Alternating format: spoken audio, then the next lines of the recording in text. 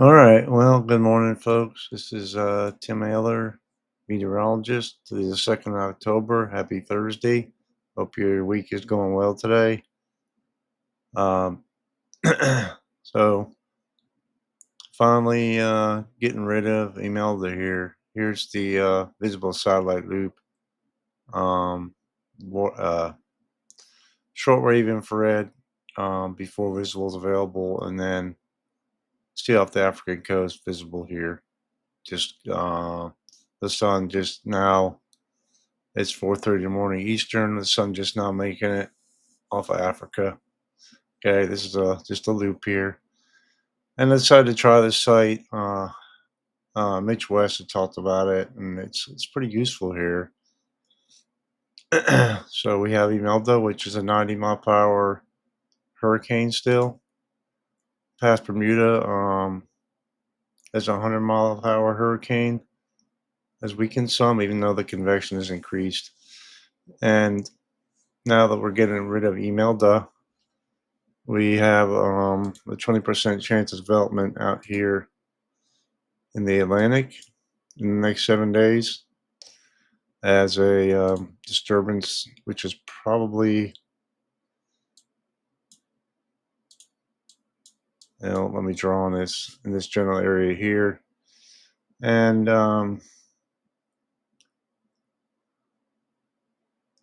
might develop in this area. So only 20% chance right now. In the short term, we have this area of potential development off the southeast coast. Put this in motion. You can see there's Bermuda up here, Imelda. There's a lot of wind shear going on right now in that area, so bring up the wind here. Well, that's just low level winds. That's not upper level winds. I'll go over that in a minute, but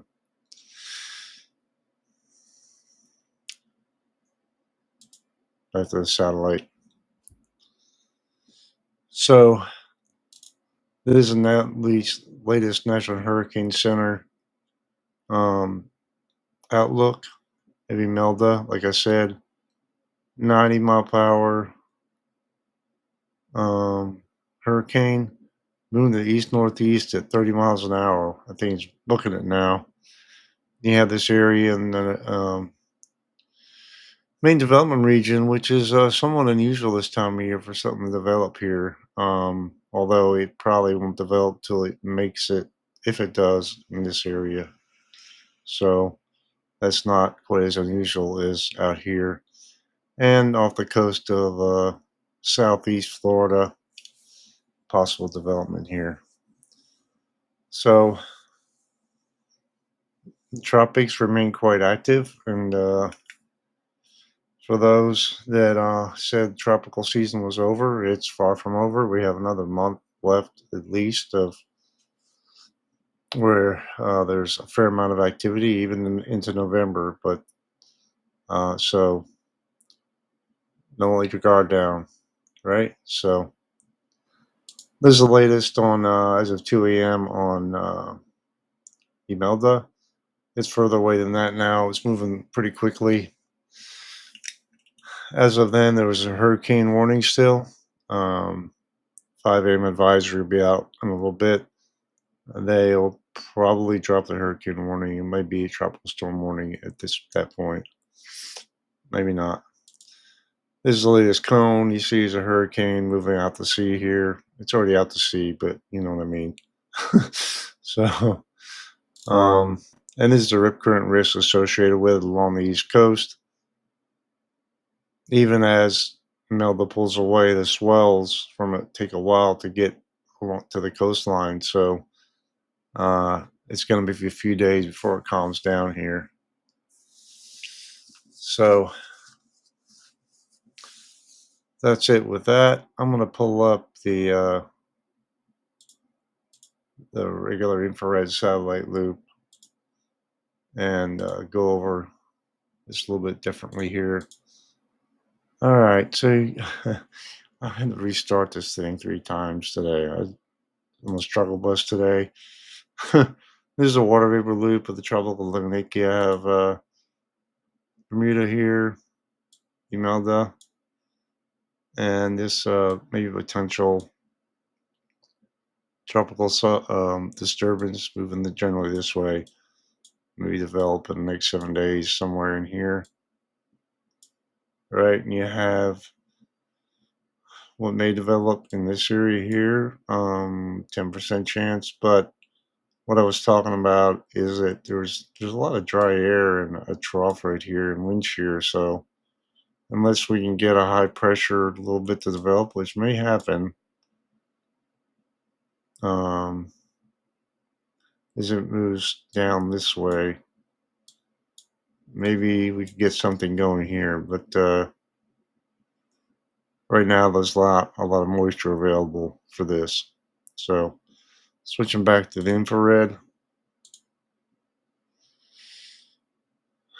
you see the streamers here moving off with a lot of wind shear, right? And so we're just gonna have to keep an eye on that. All right.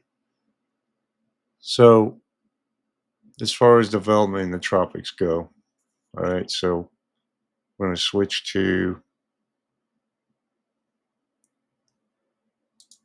what the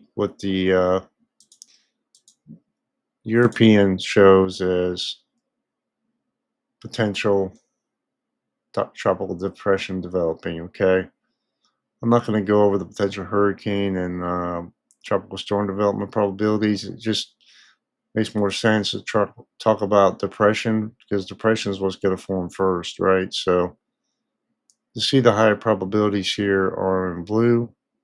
Of course, we have Imelda up here. Chances off the southeast coast, in the Gulf, Eastern Pacific. Chances move to the west here, still along the southeast coast in the Gulf of Mexico. So this is the European. It has like 100 different members that are used to try to determine this. So I trust the European more than any of these models, right? As far as ensembles go, the most reliable global model, really. It's not that it's always right, but it's the most reliable. Quite a bit of support in the Gulf of Mexico, in the south, the Central Gulf, and off the Caribbean. And it's showing potential again on the MDR, but we're getting pretty far into October, so I'm not too certain about that. So, what do the ensembles say? This is the Google DeepMind. Let's move out a little bit in time here. Has some support off the southeast coast in the main development region and into the southeast, the southern Gulf. But by far the most support, the most members are in the main development region in the Caribbean. Looking at the 10th for another version of the Google DeepMind. Not a lot of support here in the Caribbean from this ensemble. If I sound a little frustrated, I am because I had to restart this thing 2 or 3 times. Sorry, guys. Uh, and off the southeast coast, and a little bit of support in the Gulf, but not much. Okay. I'm moving on to the GFS. This is on the 10th. Quite a bit of activity according to GFS here. Looks like Central America gyre action. Move back in time here a little bit. Let's see if it shows anything off the southeast coast. It more wants to do something over here. So we'll have to keep an eye on that. And this is the European, which is pretty bullish as well. And as I've read, the Google DeepMind was trained on using European modeling. So it has to train to, just like we have to train when we're doing some kind of event or something to learn. So it would make sense that it kind of follows the European, right? some support off the southeast coast, minimal support in the Gulf, most support in the main development regions of the Caribbean up to the 10th. So that's 8 days from now. Plenty of time to watch it. All right. So one thing I wanted to show you here was comparison between the European GFS and the precipitable water values. When we look at the main development region here, you can see where this is as of the 8th, where that system might be that we're talking about developing here. And in the Gulf, quite a bit of moisture in the Gulf along the southeast coast and just to the east of the Caribbean.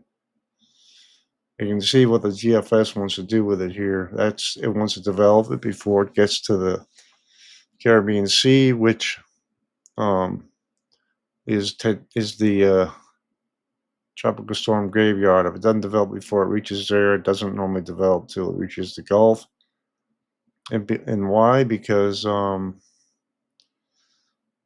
there's potential vorticity that's established when it's out here um, near the ITCZ, and as it moves further away from the source region, it decreases. It gets in the Caribbean Sea, it lessens. But if it develops before that, it can maintain itself, and then it has a better chance if it doesn't develop to develop once it reaches the Gulf. Okay. So what's the European show? The European doesn't develop this until it may want to do something with it when it wants to take it up here, whereas the GFS wants to bring it a little bit further to the west and then bring it to the north. So it all keys on when it develops, right? Develops before it reaches here, like the GFS does, then we got a good chance of seeing something. But if it doesn't, we'll just have to see. So that's that. What else do we have to talk about in the tropics? Really not a lot right now. It's kind of a nice break for a few days. We can just monitor these systems, and with a low chance off the southeast coast and the main development region, um, we can breathe a sigh of relief, at least for a few days. Excuse me. Let's go back to the global tropical outlook again. We highlighted these regions already and what I was talking about, but you see where the red areas and the hatched areas in red are the highest chances of development with the most moisture, etc. All right. So next, I'm going to go over the Continental U.S. forecast. Okay, here we go with the national forecast with the excessive rainfall outlook overlaid here with national radar and this potential disturbance off the southeast coast, the 10% chance of development in the next 2 days or 7 days. So we have some moisture in the northwest, some ongoing storms, maybe in the Midwest here. Not a lot going on. Really, the most activity here is along the southeast coast, along the east coast of Florida, right? It's storms hanging offshore here. You can see the excessive rainfall outlook for today. The only place is highlighted, and this is through 12Z. So let's move forward with this a little bit. Of course, off the northwest coastline here, just a northwest Washington and into Idaho, Nevada, and the southeast coast again of east coast of Florida. I keep saying southeast coast.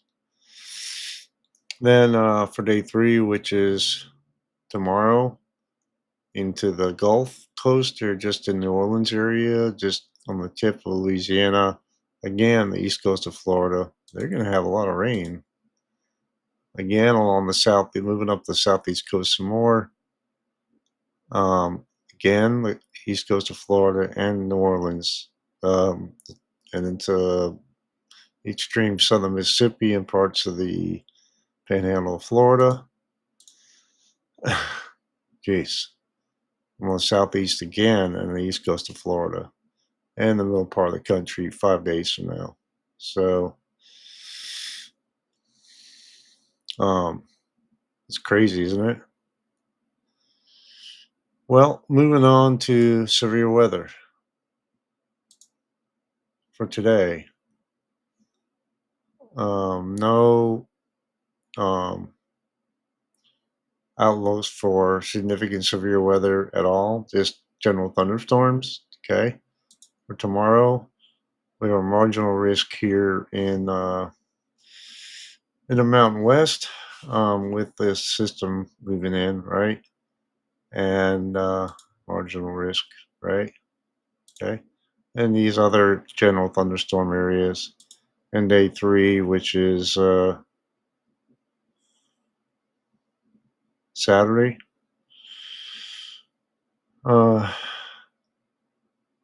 with that trough moving in here, we have the general threat, marginal threat moving to the northeast here, South Dakota, Nebraska, Minnesota. Overall, pretty mundane for most of the continental U.S. I know the people that get hit by storms in these areas probably won't think that, but really the most activity is on the south, along the east coast of Florida. Okay, with that persistent easterly flow coming on there. So,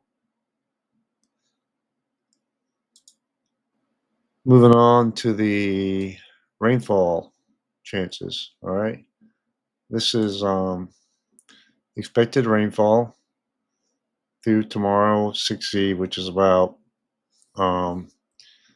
we step back. This is at least chance of getting at least zero point 0.1 inches of rain probabilities. The deeper greens are the high probabilities here. So you see where the most chances are. And we'll move this through time here, Florida, of course.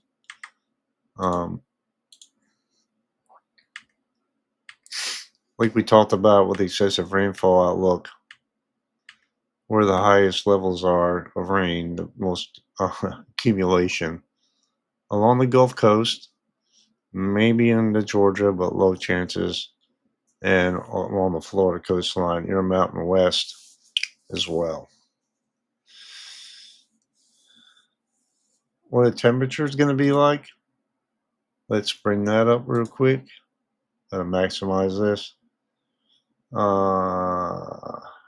Refresh this. There we go. Sorry about that.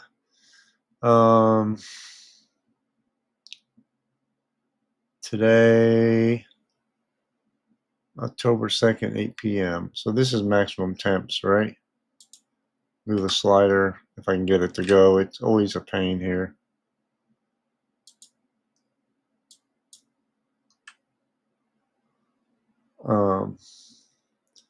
Yeah, these are high temps. So you see where the deeper oranges and reds are, 80s, 90s for a good portion of the country. Of course, there's going to be it looks like a wedge building in again in this area for the next couple days. I don't like this slider at all. Said this yesterday too. You can see where the warmest temps are, and it cools off quite a bit as that system moves through up here. But staying quite warm as we move through next week, right? Let's move back to Wednesday. Let's go all the way out to Wednesday if this thing will move. And you can see that warm air is pushed right along the southeast coast when we get towards the middle of next week. Minimum temps. We looked at this yesterday. Let's go back. Thursday. Nice and cool here for most part of the country, all right?